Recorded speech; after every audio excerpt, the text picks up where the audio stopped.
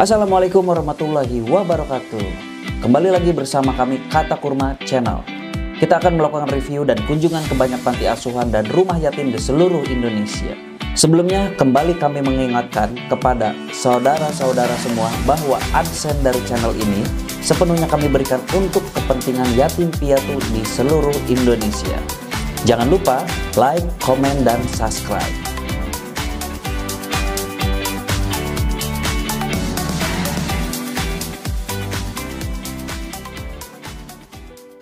Dalam episode kedua, masih di Purwakarta di rumah yatim Mansyaul Ihsan.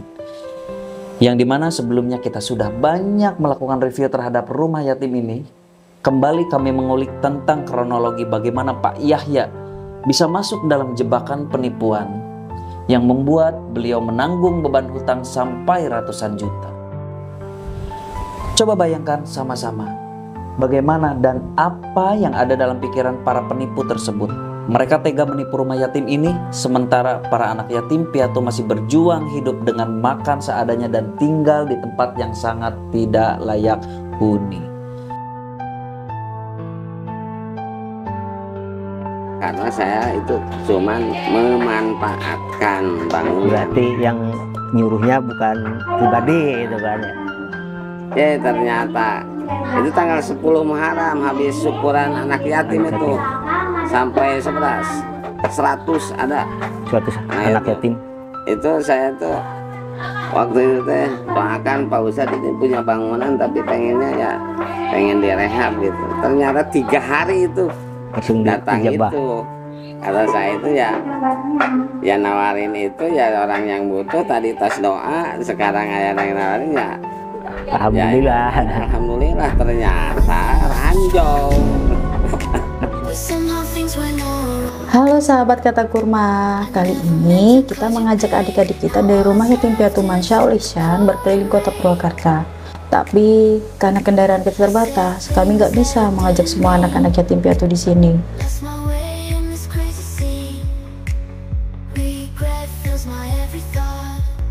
Setelah kita sampai di salah satu toko pakaian di Purwakarta, adik-adik terlihat sangat bergembira.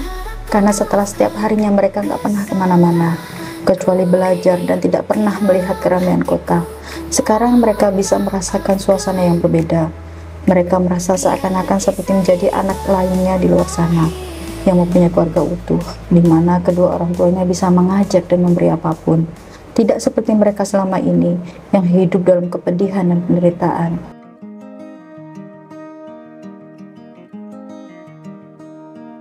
Kita semua bisa bayangkan, mereka yang selama ini mendapatkan pakaian hanya dari sisa-sisa pembuangan sampah dan baju bekas dari sumbangan. Sekarang mereka bisa berlebaran dengan pakaian baru yang mereka pilih sendiri.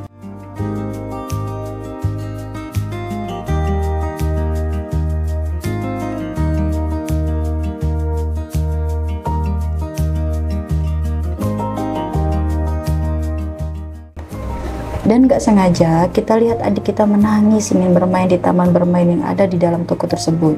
Tanpa pikir panjang kami ajak untuk bermain.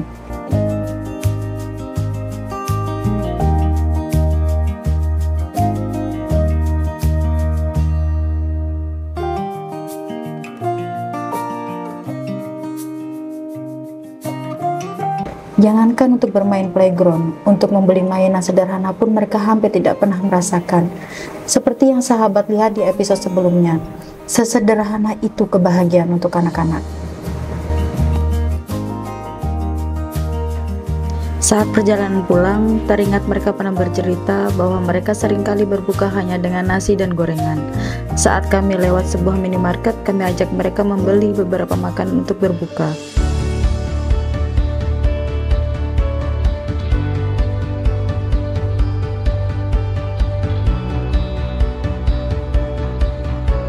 Ya, adik-adik ini tampak kebingungan karena banyak jajanan yang mereka belum tahu.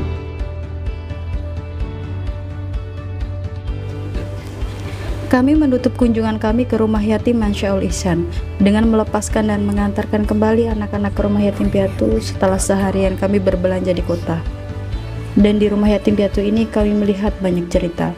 Ada kepedihan yang mengiris hati dan mengguncang jiwa kami.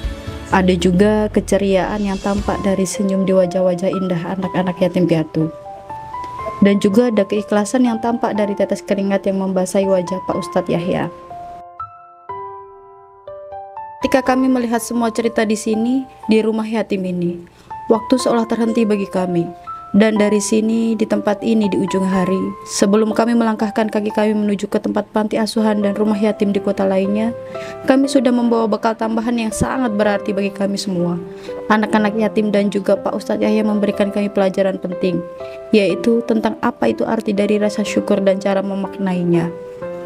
Demikianlah dalam kunjungan kami kali ini, semoga sahabat Kata Kurma bisa berkesempatan beribadah dengan cara sederhana. Dukung terus channel Kata Kurma agar bisa melihat senyum anak-anak surga lainnya di luar sana. Wassalamualaikum warahmatullahi wabarakatuh.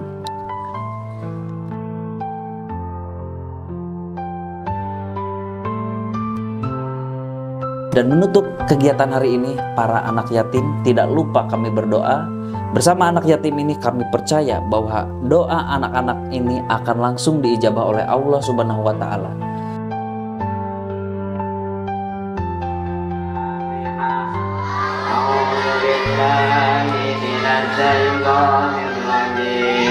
Bismillahirrahmanirrahim.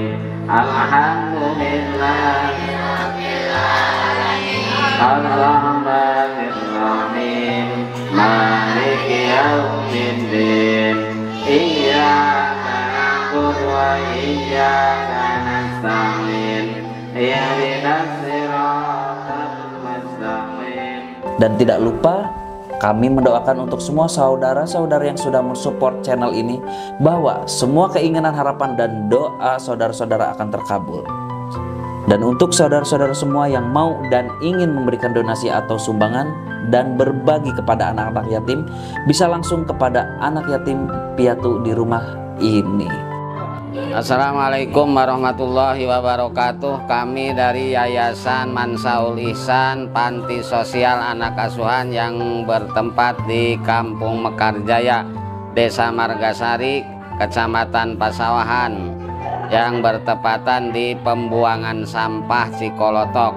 Barangkali ada yang mau menyisihkan sebagian hartanya, ditunggu kedatangannya dan bisa dikirim ke nomor rekening di bawah ini. Terima kasih. Wassalamualaikum warahmatullahi wabarakatuh.